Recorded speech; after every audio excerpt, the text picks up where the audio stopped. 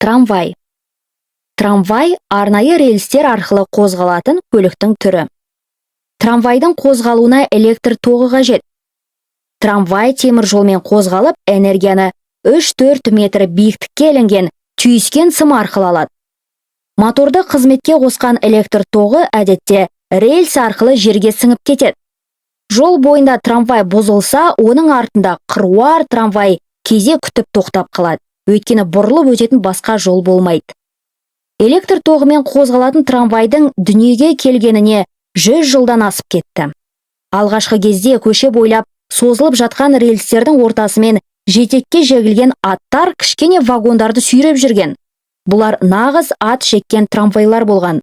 Оларды жұрт затына сай ат-арба деп атаған. Кейін электр қуаты пайда болған соң, трамвайлардың қозғалысына сол жолдарды пайдаланған. Аттардан құтылып, олардың қызметін электр мотор алмастырып, болат жолдардың үстімен болат доңғалақтар зырылдап жүре бастайды.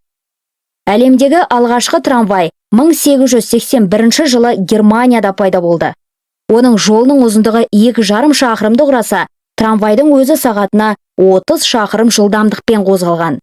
Ал Қазақстанда трамвай алғаш рет Алматы қаласында 1937 жылы жүре бастады.